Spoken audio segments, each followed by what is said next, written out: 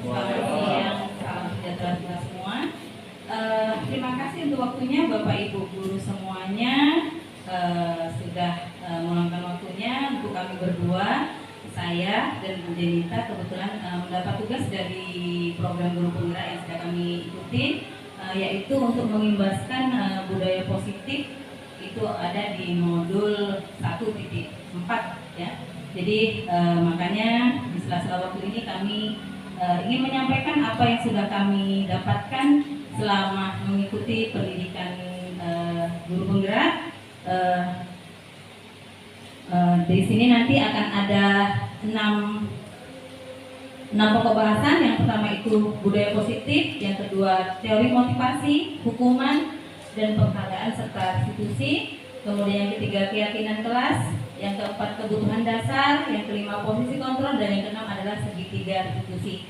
Jadi karena saya berdua dengan Bu Denita, maka nanti saya akan membawakan 3 pokok bahasan dan Bu Denita juga 3 pokok bahasan. Untuk yang pertama, saya akan sampaikan tentang budaya positif. Jadi budaya positif akan menciptakan suatu lingkungan positif yang terdiri dari warga sekolah yang saling mendukung, saling belajar, saling bekerja sama sehingga tercipta kebiasaan-kebiasaan baik. Dari kebiasaan-kebiasaan baik menjadi karakter, dan pada akhirnya karakter-karakter dari kebiasaan-kebiasaan baik akan membentuk sebuah budaya positif. Hal ini perlu kita tanamkan tidak hanya kepada kita sebagai Bapak Ibu guru, tapi kepada para siswa kita. Ini juga akan kita tanamkan budaya-budaya baik sehingga nantinya anak-anak kita akan menjadi anak-anak yang punya karakter baik, yang nantinya kita harapkan juga anak-anak kita bisa dengan karakternya itu bisa di masyarakat juga diterima dengan baik. Next. Kemudian teori motivasi, hukuman dan penghargaan serta restitusi. Jadi untuk teori motivasi ada 3 Bapak Ibu. Yang pertama, untuk menghindari ketidaknyamanan atau hukuman. Ya, ini adalah tingkat terendah dari motivasi perilaku manusia. Biasanya orang yang motivasi perilakunya untuk menghindari hukuman atau ketidaknyamanan akan bertanya, apa yang akan terjadi apabila saya tidak melakukannya? Sebenarnya mereka sedang menghindari permasalahan yang mungkin muncul dan berpengaruh pada mereka secara fisik, psikologis maupun. Selanjutnya Bapak Ibu, penghargaan. Yang pertama, penghargaan itu ada pengaruh jangka panjang dan jangka pendek. Menurut penghargaan tidak efektif. Yang ketiga, penghargaan merusak hubungan. Yang keempat, penghargaan mengurangi ketepatan. Yang kelima, penghargaan menurunkan kualitas. Yang keenam, penghargaan mematikan kreativitas. Yang ketujuh, penghargaan menghukum dan motivasi dari bibit atau motivasi intrinsik. Jadi yang sudah pernah terjadi di sekolah kita baru-baru ini adalah yayasan kita memberikan penghargaan bagi siswa yang berprestasi. Namun akhirnya terjadi penghargaan itu ternyata merusak hubungan. Saat itu memang orang tua menghitung nilai anak dan ternyata mereka salah menghitung. Lalu mereka, harusnya anak saya Bu yang dapat ranking 1-nya, bukan si ini gitu. Jadi ternyata niatnya baik dari ibu ketua, ternyata yang terjadi di lapangan adalah terjadi hubungan yang jadinya sepertinya tidak enak gitu antara orang tua dan yang satu dengan yang satunya. Kemudian penghargaan ini juga nantinya bisa menurunkan kualitas. Kenapa? Nanti anak cenderung seperti ini, ya pasti dia lagi yang dapat. Akhirnya yang lain tuh nggak termotivasi. Udah lah Bu, paling dia lagi Bu. Malah saya ikut Bu, andaikan diajarkan suatu perlombaan atau pertandingan atau di kelas. Mungkin kalau kita kasih reward itu biasanya yang sering dapat ya itu aja siswa-siswa yang memang berprestasi. Jadi kita lebih bisa lagi mencari solusi-solusi terbaik supaya anak-anak kita itu tetap termotivasi di dalam belajarnya. Kemudian hukuman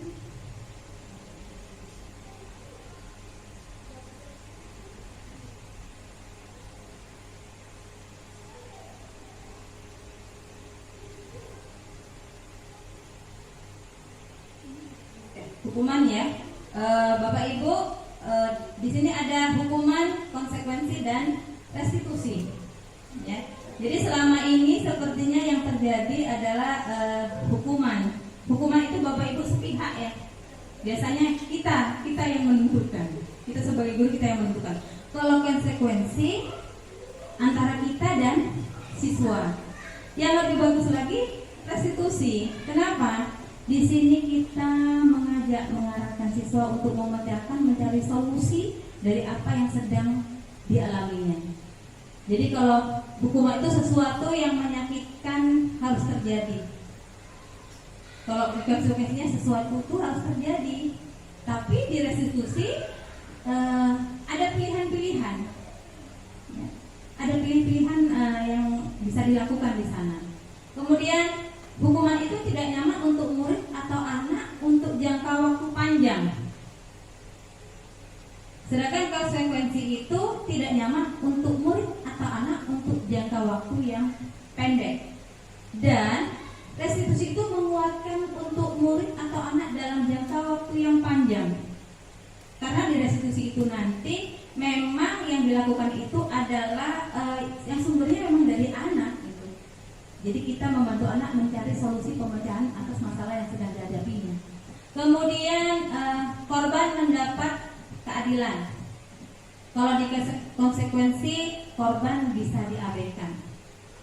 Kalau di restitusi korban bisa mendapat ganti. Yang selanjutnya murid atau anak akan tersakiti. Jadi kalau kita hukum biasanya kan akan membekas. Saya sendiri mengalami sampai sekarang itu membekas di hati saya. Saya pernah dicubit sama guru saya cuman karena sudah ada memang sampah yang ada sampah di bawah kursinya. Saat saya masuk, saya kasih hukuman. Jadi saya tanpa sadar ada kapur di bawah kursi saya. Karena saya merasa itu bukan saya yang membuat, saya santai saja tiba-tiba dicubit. Sampai sekarang itu memang membekas. Jadi Bapak Ibu, ternyata memang hukuman yang kita berikan ke siswa itu alangkah memang kalau kita bisa rasakan itu akan membekas sampai kapanpun mereka akan ingat. Kemudian konsekuensi itu akan membuat murid atau anak menjadi tidak nyaman. Tapi di restitusi itu murid atau anak akan mendapat penguatan dari kita. Ya. Jadi ada penguatan yang kita berikan. Jadi antara kita dan murid itu mencari solusi-solusinya secara bersama. Kemudian sistem tidak akan berjalan bila murid tidak takut. Anak melakukan karena takut dihukum. Jadi cenderung seperti itu kalau hukuman itu. Kemudian memerlukan monitoring dan supervisi terus-menerus dari guru untuk konsekuensi. Tapi di restitusi murid itu belajar bertanggung jawab atas perilakunya. Jadi sadar mereka kalau aku seperti ini, saya seperti ini, nanti akan seperti ini. Jadi ada kesadaran dari dalam diri sendiri. Kemudian kalau hukumnya berlaku hanya pada sebuah institusi, tidak berlanjut pada kehidupan nyata. Cenderung kalau di sekolah dia terlambat akan mendapat hukuman. Tapi kalau di rumah mungkin dia tidak laksanakan itu, terlambat pulang sekolah, ya suka-suka aja, gitu. Karena hukuman itu nanti berlaku di sekolah saja. Kemudian kalau di konsekuensi membantu penerapan mengikuti peraturan dalam masyarakat. Tapi di restitusi fokus pada pemecahan masalah dalam jangka waktu yang panjang. Jadi tidak sesaat. Jadi kedepannya itu mudah-mudahan anak-anak kita itu akan melakukan hal-hal yang lebih baik. Selanjutnya peraturan adalah kamu itu harusnya seperti ini, kamu itu nggak boleh terlambat lagi, kamu itu kalau ke sekolah itu harus pakai pakaian yang rapi, cenderung seperti itu. Tapi kalau di konsekuensi, karena ada konsekuensinya, kita bisa menanyakannya apa peraturannya, mampukah kamu melakukannya? Kalau di restitusi, karena dari siswa sendiri kita tinggal menanyakan apa yang kamu yakini. Jadi dari dalam diri siswa sendiri, apa yang bisa kamu lakukan untuk memperbaiki masalah ini? Asalnya itu dari siswa, kesadaran siswa. Kita yakin pasti mereka akan menjawab dengan kejujuran dia. Jadi dia nggak akan berbohong. Ya Bapak Ibu. Kemudian murid atau peraturan. Ini kalau untuk peraturan. Masih gitu aja pun, kenapa ada peraturan? Kalau di konsekuensi nanti murid atau anak menghormati peraturan karena ada konsekuensi. Tetapi di restitusi murid akan lebih menghormati dirinya sendiri dan orang lain. Selanjutnya pada peraturan itu nilainya negatif, efeknya negatif. Kalau di konsekuensi itu netral dan kalau di restitusi itu lebih positif, ya. Bapak Ibu, selanjutnya mungkin kalau tentang keyakinan kelas, ya, keyakinan kelas itu bersifat lebih abstrak daripada peraturan yang lebih rinci dan konkret. Jadi memang kalau keyakinan itu hal-hal nyata yang memang kita akan laksanakan di kelas. Kemudian keyakinan kelas berupa pernyataan universal. Pernyataan keyakinan kelas senantiasa dibuat dalam bentuk positif. Selanjutnya keyakinan kelas hendaknya tidak terlalu banyak sehingga mudah diingat dan dipahami oleh semua warga kelas. Keyakinan kelas sebaiknya sesuatu yang dapat diterapkan di lingkungan tersebut. Jadi keyakinan kelas yang sudah dibuat di kelas itu ya diterapkan di kelas itu juga. Itu berbeda dengan kelas yang lain. Jadi seperti kelasnya Bu Arini beda keyakinan kelasnya dengan kelasnya Bu Dinda atau Bu Aurat atau Bapak Ibu guru wali kelas yang lain. Kemudian semua warga kelas hendaknya ikut berkontribusi dalam pembuatan keyakinan kelas lewat kegiatan curah pendapat. Jadi anak-anak itu semuanya mengeluarkan pendapatnya tentang keyakinan apa sih yang akan dilakukan di kelas mereka. Mungkin si A menyatakan tidak boleh terlambat, tidak boleh jalan-jalan saat belajar. Jadi kalau kalimat positifnya datang tepat waktu. Saat belajar tertib. Jadi kita gunakan kalimat-kalimat yang positif. Kemudian bersedia meninjau kembali keyakinan kelas dari waktu ke waktu. Jadi Bapak Ibu, keyakinan kelas itu bukan dipakai 1 tahun ajaran. Jadi kita tinjau kembali. Nanti saya berharap Bapak Ibu bisa terapkan di semester 2 buat bersama anak-anak di kelas tentang keyakinan kelas ini. Dan tinjau mungkin setelah dibuat bersama mereka, kemudian mereka sudah sepakat, nanti akan ada tanda tangan masing-masing anak dibuat dalam keyakinan kelas itu. Kita tinjau selama 1 bulan, apa sih, ada nggak yang mesti kita perbaiki dari apa yang sudah dibuat oleh anak-anak kita. Jadi kita bisa tinjau kembali keyakinan kelas yang sudah ada. Oke. Selanjutnya akan disampaikan oleh Bu Jenita kepada Bu Jenita. Silakan menyampaikan materi berikutnya. Ya baik, terima kasih atas kesempatan yang diberikan kepada saya dari Ibu Kepala Sekolah Ibu Sudarwati yang pada kesempatan ini kami berdua lebih dahulu mengikuti pendidikan guru penggerak. Izinkan saya menyampaikan bahwasannya pendidikan guru penggerak ini sudah 2 bulan kami ikuti, mulai dari Oktober, kemudian di setiap bulannya ada loka karya, pertemuan secara langsung, selebihnya diadakan secara virtual melalui Google Meet dan kolaborasi melalui LMS. Hari ini saya lanjutkan untuk menyampaikan apa yang telah kami pelajari, yaitu kebutuhan dasar. Sebenarnya anak-anak memiliki ada 5 kebutuhan dasar dalam teori yang menyebabkan perilakunya seperti itu. Di sini ada yang pertama yaitu kebutuhan bertahan hidup. Yang kedua kasih sayang dan rasa diterima. Kemudian penguasaan, kebutuhan pengakuan atas kemampuan. Kemudian kebebasan, kebutuhan akan pilihan. Dan kesenangan, kebutuhan untuk merasa senang. Oke.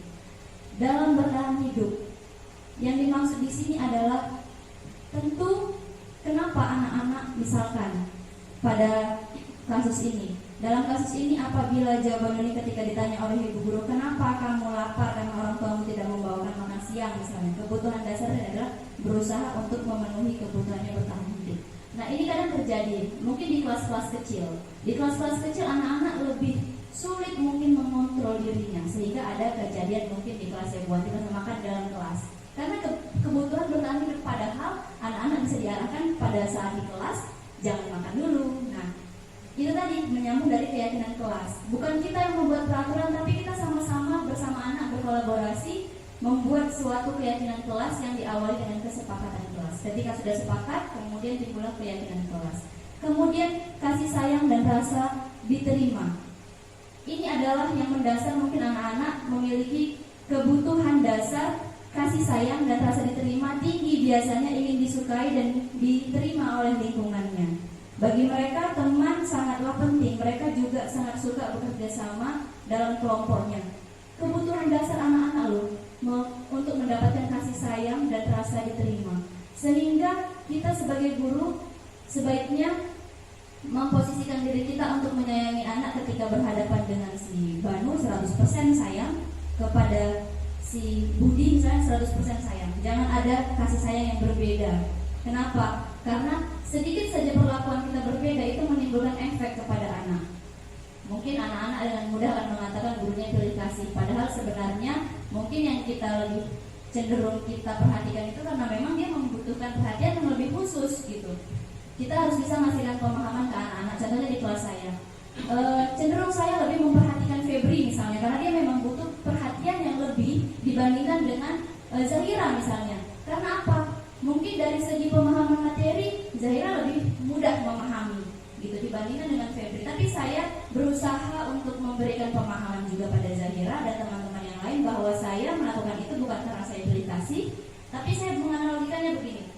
Kamu sama Febri lebih ngerti mana pelajaran Bu Jenta? Lebih ngerti saya, Bu. Lantas kalau saya terus memperhatikan kamu, ngajarin kamu terus-menerus, yang ada dia tetap ketinggalan gitu. Jadi bagaimana caranya kita bersama-sama membantu Febri supaya bisa sama-sama ke kita, sama-sama seperti kita gitu. Jadi berikan pemahaman kepada anak bahwa mereka semuanya kita sayangi dengan porsi sayang yang sama. Kemudian penguasaan, ini kebutuhan dasar anak. Selalu ingin menjadi pemimpin, selalu juga suka mengamati sebelum mencoba hal yang baru dan merasa kecewa bila melakukan kesalahan. Mereka juga biasanya rapi dan sistematik, selalu ingin mencapai yang terbaik. Nah, di sini penguasaan, butuh pengakuan atas kemampuannya. Itu tadi. Mereka mungkin memang pada dasarnya mereka kebutuhannya adalah ketika sudah berhasil mengerjakan sesuatu, mereka butuh pengakuan, butuh kita puji. Tapi seperti yang dikatakan tadi bahwa penghargaan kadang-kadang bisa berdampak negatif gitu. Ketika memang si anak perlu pengakuan, kita bilang, oh iya dia memang bagus begini, tapi yang lain juga bisa bagus kok seperti dia gitu. Nah, cenderung ingin menjadi pemimpin, butuh dia pengakuan, saya yang paling bisa, saya yang paling mampu untuk tampil. Kita sehari-hari mungkin sudah terjadi, siapa yang mau jadi imam hari ini saya. Dia butuh pengakuan bahwa dia yang paling mampu menjadi imam. Kita harus bisa memberikan pemahaman atas kebutuhannya, bahwasanya teman-teman yang lain juga pengen seperti kamu, gak hanya kamu saja kan yang pengen jadi imam, misal seperti itu. Kemudian kebutuhan kebebasan. Kenapa anak-anak dikatakan butuh kebebasan? Karena itulah usianya. Usia mulai dari usia sekolah dasar. Akhirnya apa? Di sini anak-anak ingin pilihan. Mereka perlu banyak bergerak, suka mencoba-coba, tidak terlalu terpengaruh orang lain, dan senang mencoba hal baru dan menarik. Contohnya saja, menarik sekali suara stipek itu, sehingga itu punya magnet. Kenapa kita punya stipek, kita sering nulis yang salah. Akhirnya dibanding ketika kita nggak punya stipek, kemungkinan kita menulis salah itu sedikit karena kita lebih berhati-hati karena kita nggak punya. Akhirnya apa? Mencoba hal yang baru. Bisa nggak ini ya dituliskan ke kursi? Akhirnya bisa, karena memang mereka masa-masanya memang butuh kebebasan. Berlari-lari. Nah, jadi mungkin sebagai guru kita bisa memahami kebutuhan dasar mereka, sehingga pada saat pembelajaran perlu ada gerakan-gerakan yang kita lakukan. Akhirnya kita suruh angkat kepala, pegang kepala, mungkin yang dipegang yang lain. Itu karena kebebasan tadi. Intinya kita sebagai guru bisa mengarahkan mereka sesuai dengan kebutuhan mereka. Kesenangan. Saya yakin Bapak Ibu sekalian, terutama Bapak Ibu kami yang sini, ini termasuk kebutuhan dasar. Kalau kita di kelas bawaannya marah, garang, cemberut terus, mungkin anak-anak gak senang. Bahkan anak-anak terkadang lebih suka yang lucu-lucu, yang buat mereka ketawa, walaupun yang disampaikan sedikit tapi pasti mengena ke mereka. Nah, ini untuk kebutuhan dasar, 5 kebutuhan dasar manusia di sini lebih kepada siswa. Selanjutnya yaitu posisi kontrol. Di sini saya ada sebuah video yang ingin saya bagikan kepada Bapak Ibu. Sebelumnya, sebagai guru, posisi kontrol kita adalah ada 5: penghukum, pembuat rasa bersalah, teman, pemantau, dan manajer. Izinkan saya tampilkan video ini, kita simak bersama ya Bapak Ibu. Di sini kasusnya ada seorang anak yang datang terlambat. Ini posisi penghukum.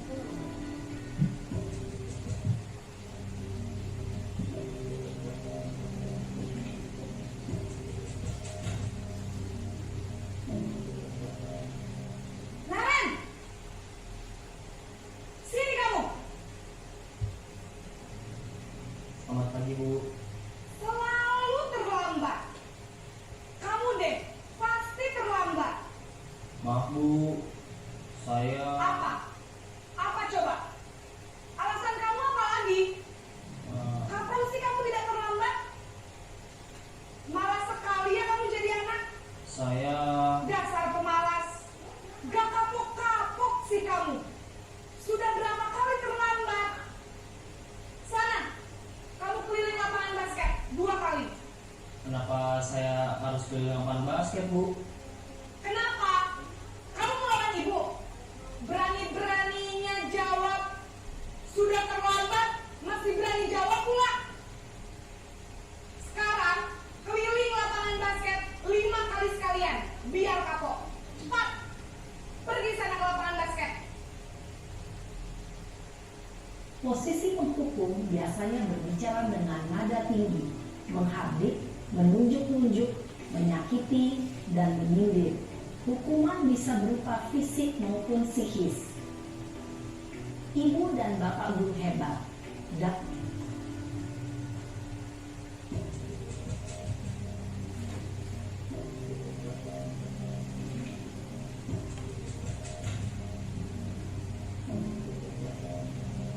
Naren,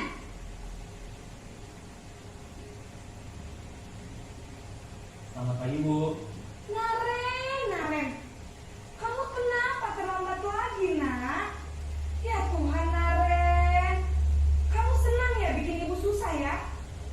Kalau kamu terlambat lagi, nanti ibu yang ditegur bapak kepala sekolah, nak. Disangka ibu tidak bisa membina kamu. Duh, gimana ini? Maaf, Bu. Duh, Gusti Naren. Kamu suka ya kalau ibu ditegur bapak kepala sekolah? Terus, sekarang ibu harus tulis apa yang di buku absen? Ini kamu sudah sering terlambat loh. Ibu harus apa coba?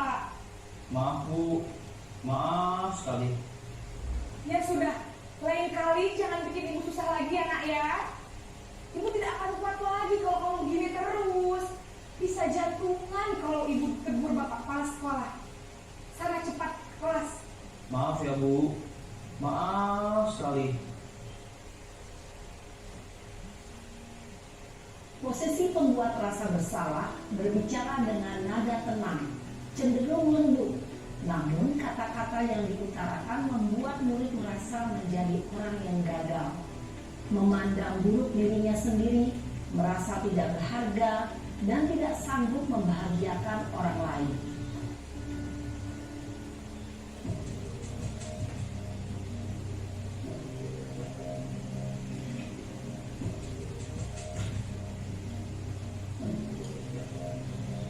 Naren,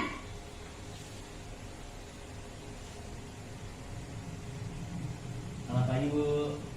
wah sudah jam berapa ini nak? Terlambat lagi ya sayang. Iya, Bu. Habis ibu saya lupa bangunkan saya, Bu. Kamu malah menyalahkan ibu kamu. Kamu bukannya anak yang larinya paling kencang. Kok terlambat sih? Iya, Bu. Saya memang terlambat bangun tadi.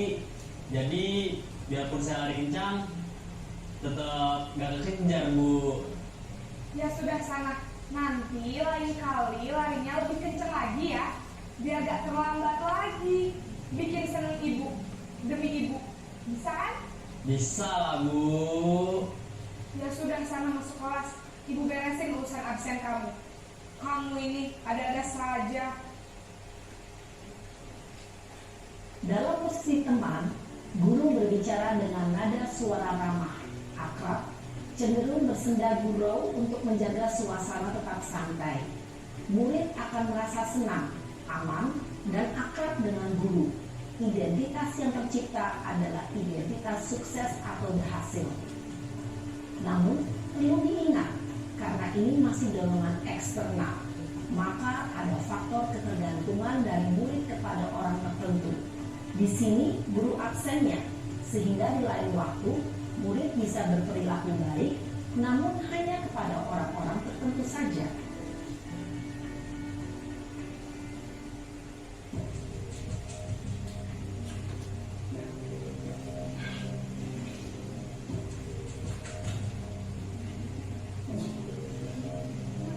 Naren!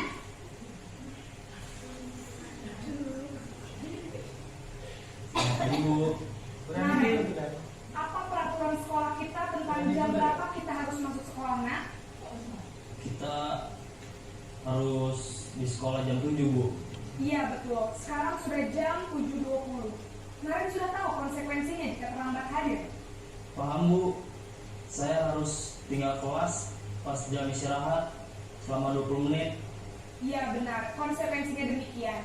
Jadi nanti jam 9.30 pas istirahat, kamu harus tinggal di kelas, kerjakan tugas tambahan untuk ketertinggalan kamu, ya? Baik Bu. Posisi pemantau mengandalkan penghitungan atau data untuk mengontrol murid. Guru mengarahkan murid berdasarkan peraturan dan konsekuensi. Seorang pemantau menunjukkan bahasa tubuh dan ekspresi wajah yang datar dan cenderung formal.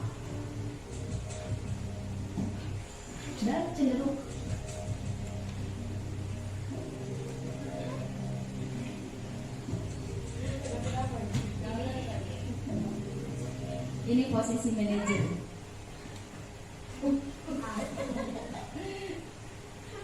Selamat pagi Bu. Selamat pagi Naren. Maaf Bu, saya terlambat. Iya, sekolah masuknya jam 7, sekarang sudah jam 7.20. Jadi sekarang bagaimana ini Naren? Maaf Bu, saya lupa setel alarm saya semalam. Baiklah, menurut kamu, keyakinan sekolah yang mana yang perlu kamu tingkatkan? Menghargai diri sendiri dan orang lain mungkin ya Bu. Setuju. Jadi, apakah Naren meyakini prinsip saling menghormati tersebut? Iya Bu, saya meyakininya. Apakah Naren bersedia memperbaiki masalah keterlambatan ini?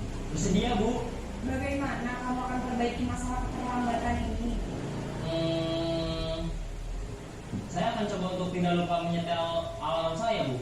Baik, kalau Naren lupa menyetel alarm di rumah, ada orang yang kira-kira bisa bantu mengingatkan tidak? Ada Bu, kakak saya, Kak Emma. Ada lagi selain Kak Emma? Selain Kak Emma, ada ibu saya. Baik, jadi yang mengingatkan Naren adalah Kak Emma dan ibu kamu ya? Kira-kira akan mulai setel alarm kapan nih Naren? Setelah pulang sekolah, akan segera saya lakukan. Baik, jadi Naren akan setel alarm untuk bangun besok pagi dan akan diingatkan oleh kakak dan ibunda Naren ya. Ada lagi yang mungkin perlu dilakukan Naren agar tidak terlambat bangun lagi? Tidak ada Bu. Baik Naren, terima kasih untuk kerjasama kamu. Sekarang kamu perlu kembali ke kelas untuk belajar.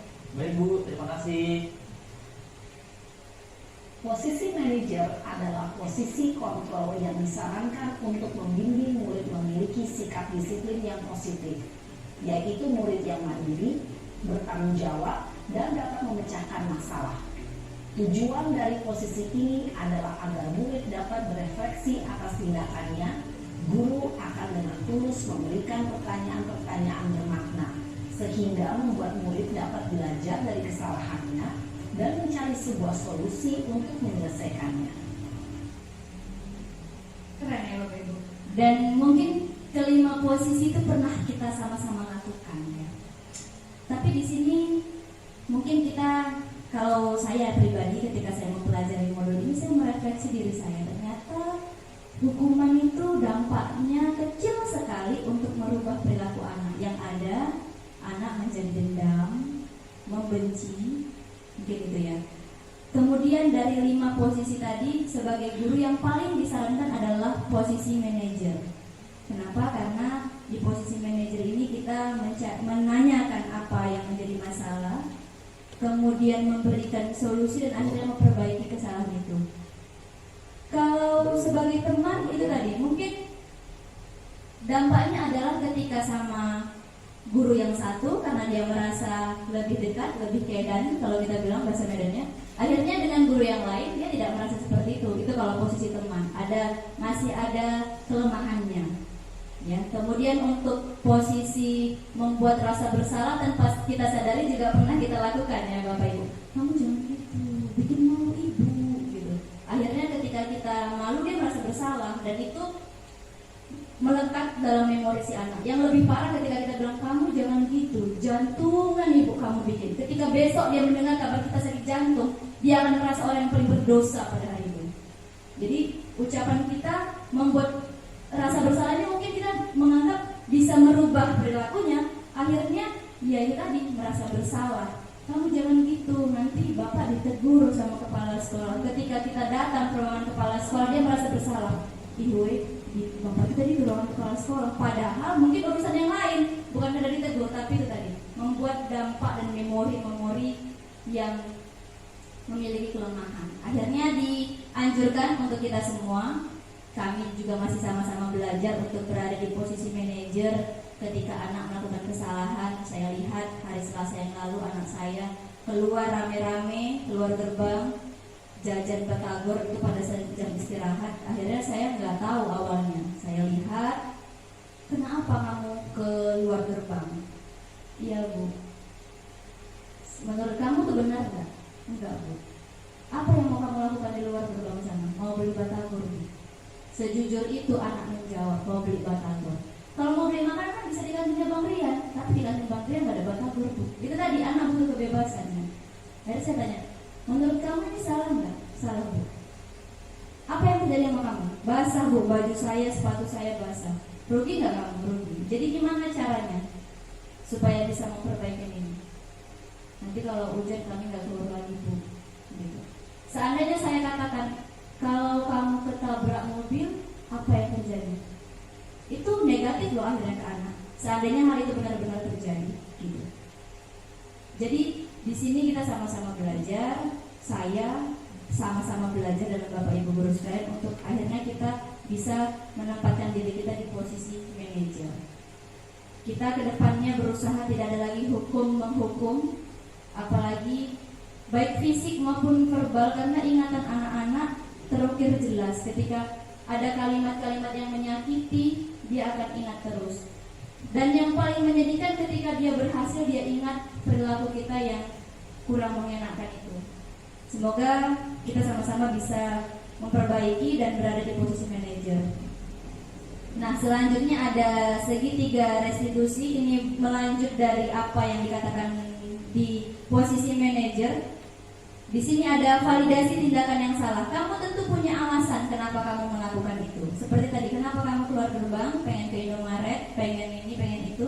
Tanya dulu alasannya. Kalau di posisi penghukum tadi kan, dia nggak ngasih kesempatan murid untuk ngasih tahu alasannya apa. Yang lebih menyedihkan ketika dia terlambat, kita marah-marah, kita hukum. Padahal tadi sebelum berangkat dia harus suapin ibunya dulu waktu sakit. Menyedihkan ya, seandainya kita tahu hal itu terjadi. Maka memang benar-benar disarankan di posisi manajer. Akhirnya di sini kita sudah validasi tindakannya yang salah. Kemudian kita stabilkan apa cara yang lebih efektif untuk kamu butuhkan. Setel alarm bu, siapa yang bisa ingatkan? Kemarin juga kejadiannya Bu Sudar ada kasus Arfa, rambutnya gondrong di kelas 4. Sudah diingatkan, ternyata kenapa nggak pangkas? Iya bu, bunda lupa ingatin bundanya. Akhirnya apa? Gimana caranya supaya rambut kamu bisa bagus? Ada nggak peraturan sekolah? Alhamdulillah berhasil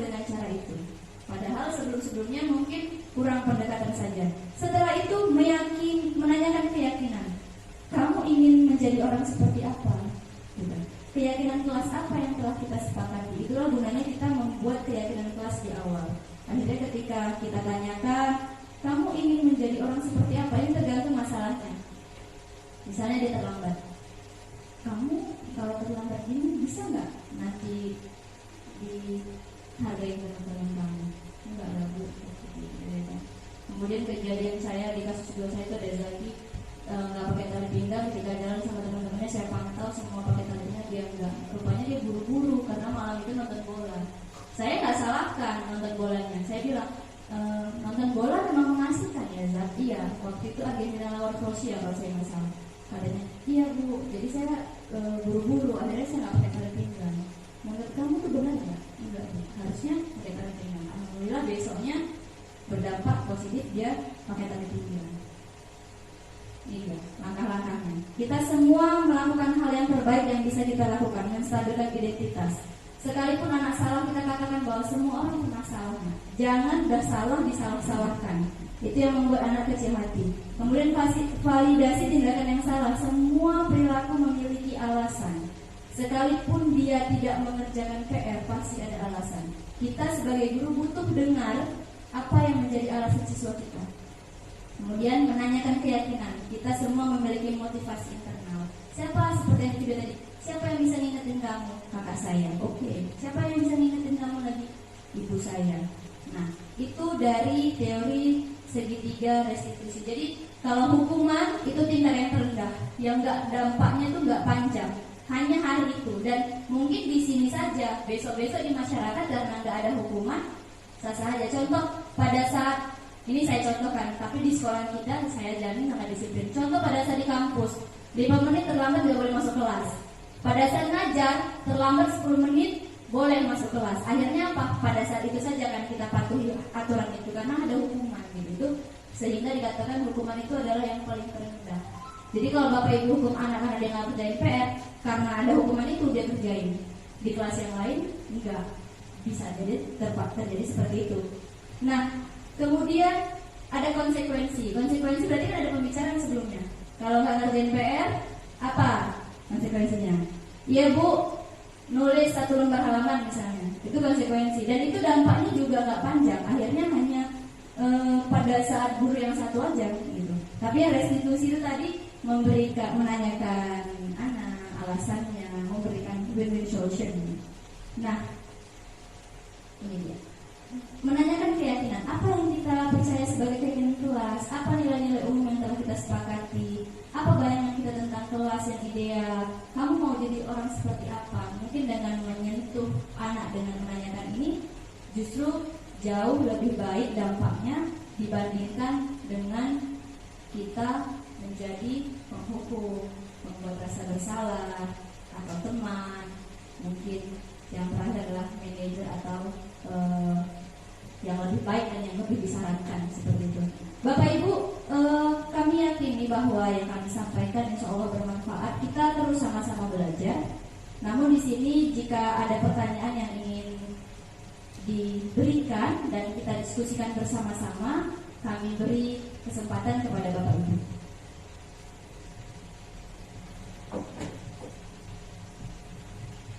Baik Bapak Ibu, jika ada hal yang ingin ditanyakan, silahkan. Kita sepatutnya diskusi Bapak Ibu, karena kami berdua juga sedang belajar, tapi kami ingin apa yang sudah kami dapat di pendidikan program guru penggerak itu kami juga bisa imbaskan, kita bisa laksanakan di sekolah kita seperti itu. Jadi Bapak Ibu silakan kami beri waktu untuk pertanyaan atau saran kepada kami berdua. Ya, silakan. Terima kasih Ibu atas penjelasan yang disampaikan kepada kita. Saya menyoroti masalah posisi kontrol guru. Jadi ada 5 yang disampaikan oleh Ibu. Saya menyoroti tentang penghukum. Tadi sudah disampaikan penghukum itu nilainya amat sedikit kecil, hasil yang didapat lebih bagus dia adalah sifatnya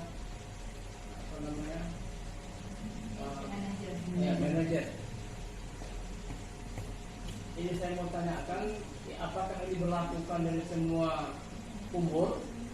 Karena kan kelas kecil, kelas besar tentu berbeda.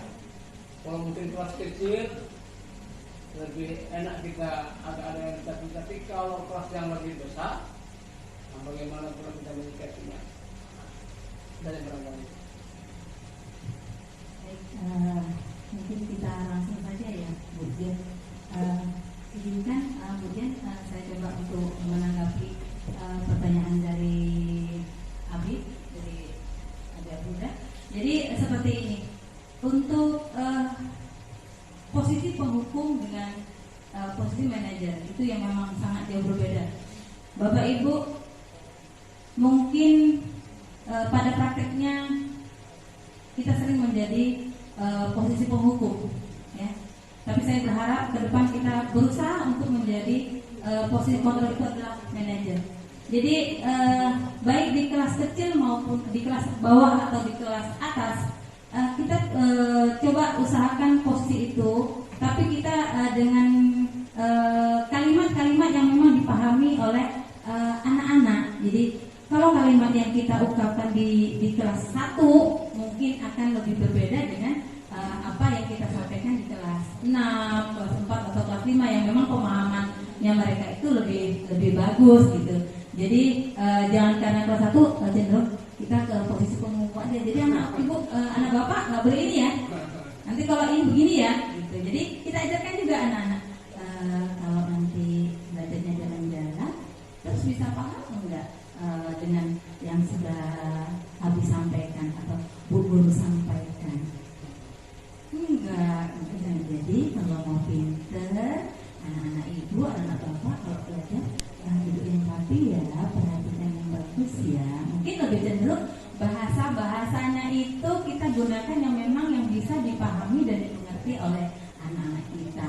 Mungkin kalau di kelas besar kalimatnya mungkin masih anak-anak bapak ibu dengan kamu berjalan ke sana kemari, apa sih yang kamu dapatkan gitu. Jadi mereka nggak ada apa-apa, nggak dapat gitu. Jadi artinya apa yang harus kamu lakukan?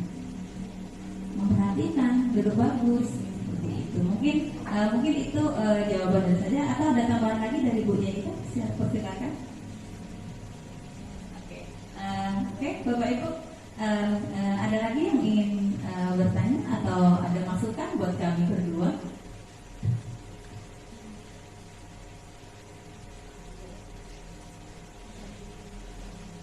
Atau seperti ini Bapak Ibu, mudah-mudahan ya, kalau diem biasanya ada dua kemungkinan, paham atau hampa. Tapi saya berharap dengan penjelasan kami berdua minimal ada setitik yang Bapak Ibu peroleh gitu. Sangat saya berharap apa yang kami peroleh, saya selalu ingin berusaha langsung imbaskan ke Bapak Ibu, karena saya ingin karena saya di sini selain programnya itu guru penggerak, tapi saya sudah diangkat, sudah kasih amanah untuk memimpin sekolah kita. Jadi apa yang saya peroleh saya ingin langsung imbaskan ke Bapak Ibu, karena saya ingin ada perubahan positif ke sekolah kita, karena semuanya baik gitu, semuanya baik, dan saya merasa sebenarnya sudah kita lakukan, tapi kita tidak menyadari seperti itu. Jadi kita lebih kepingin kita arahkan lagi ya, oh ternyata kita memang harus melakukan ini gitu. Hal-hal yang memang sudah baik kita kepingin tingkatkan lagi. Jadi kerjasama Bapak Ibu sangat saya butuhkan, apalagi sekarang ini memang kami berdua tetap butuh dukungan dari Bapak Ibu untuk bisa mengaplikasikan apa yang kami peroleh di kegiatan program pendidikan guru penggerak ini, supaya tidak hanya kami berdua yang punya ilmu itu, tapi Bapak Ibu juga mengetahui apa yang sedang kami pelajari di sana, dan kita bisa melaksanakan secara bersama-sama untuk meningkatkan kemajuan sekolah kita, terutama juga pendidikan kita kepada peserta didik kita. Mungkin itu dari saya, Bu Jen. Kalau sudah tidak ada pertanyaan lagi, ada lagi Bapak Ibu? Boleh, silakan Miss Haura. Nah ini tadi kan ada di dalam materi itu tentang konsekuensi. Dan ini ada kaitan dengan keyakinan kelas. Rasa keyakinan kelas kan kita ini bersepakat dengan siswa. Nah otomatis pada saat pembuatan itu kan pasti ada sih konsekuensinya yang akan diterapkan. Misalnya ketika terlambat masuk, terus kalau terlambat masuk gimana? Berarti kan ada termasuk seperti bentuk hukuman, tapi tidak sih lebih ke konsekuensi ya Bu ya. Nah itu bagaimana Bu? Berarti keyakinan dasarnya apa termasuk bentuk efektivitas untuk meningkatkan positif ya kelas positif ya Bu? Lingkungan yang positif itu.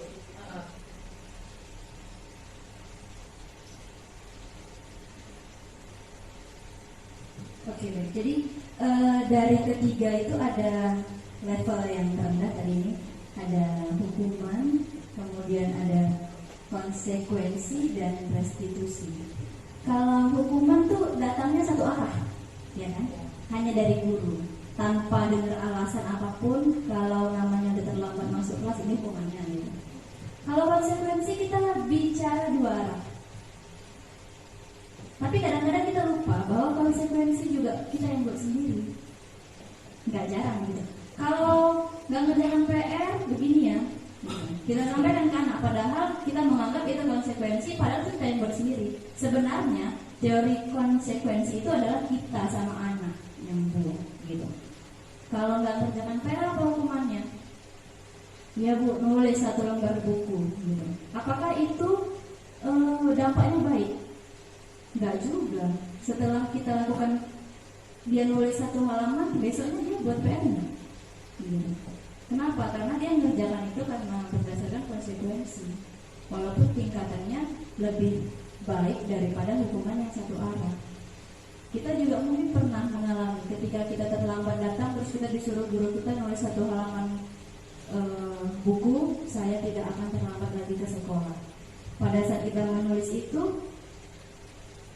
kita hanya melaksanakan konsekuensi, belum tentu besok kita tidak terlambat. Tapi kalau di restitusi, kita kan udah tanya kenapa dia terlambat gitu.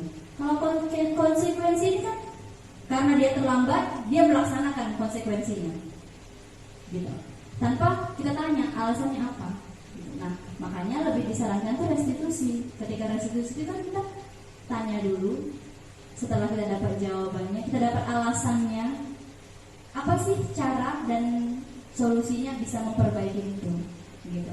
Kalau konsekuensi itu tadi, ketika contoh di kelasnya Miss Aura udah sepakat kalau setelah sholat duha bel masuk langsung masuk. Setelah tahu ada yang terlambat di kelas, ada konsekuensi. Kalau terlambat suruh berdiri misalnya 15 menit. Hanya menjalankan konsekuensi kan, tanpa Miss Aura tahu dia terlambat kenapa gitu. Jadi kita butuh tahu alasan ketika siswa kita itu keliru atau melakukan kesalahan. Sekalipun itu adalah kesalahan yang kecil. Kenapa kamu nggak bawa pensil? Mungkin ini kelas 1 ya, kesalahan yang kecil. Tapi ketika kita nggak tanyakan alasan, misalnya buat di kelas, Rahmat nggak bawa pensil. Siapa yang punya pensil? Pimpinan Rahmat. Hanya solusi yang Bu Wanti kasih, tanpa Bu Wanti kasih pertanyaan apa alasannya. Akhirnya apa? Dia menganggap besok, oh kalau timah nanti pinjemin ibu kok sama kawan, nggak membentuk akhirnya. Maka di sini yang kita paling sarankan adalah restitusi. Ketika kita sudah tahu alasan, kita validasi, kemudian kita kasih masukan yang itu datangnya dari kita berdua dan anak. Gitu. Kadang kita gitu ya. Ketika buku gambar nggak bawa, nanti minta kertas sama TU, kertas HVS. Akhirnya itu kan nggak membentuk anak. Nggak apa-apa, nggak bawa. Besok dikasih ibunya kertas HVS, kita mau pakai koman gitu ya. Tanpa kita tahu sebenarnya dia nggak bawa buku gambar itu alasannya apa. Jadi ini bagi saya setelah mempelajari ini nggak hanya berlaku antara siswa dan murid. Dalam kehidupan sehari-hari kita juga perlu untuk memvalidasi kesalahan. Jadi kita nggak bisa menghakimi seseorang dia kayak gini, tapi dia pasti punya alasan kenapa dia melakukan itu, dan akhirnya mencari solusi dan pemecahan yang baik. Kenapa anak pasti senang seperti itu dibandingkan dia dihukum? Akhirnya berdampak bukan jerah, tapi dia malu, kemudian dendam sama kita. Walaupun mungkin dalam pelaksanaannya masih mungkin beberapa kali kita lakukan, tapi itulah yang namanya proses belajar, bahwa belajar itu sepanjang hayat gitu. Dan kita harus bisa pahami Bapak Ibu bahwa anak terus berkembang, teknologi terus berkembang, dunia terus berkembang. Pengalaman bisa kita jadikan guru, namun tidak semua yang ada pada zaman-zaman itu bisa kita gunakan sekarang. Mungkin itu Bapak Ibu, ada lagi yang ingin ditanyakan?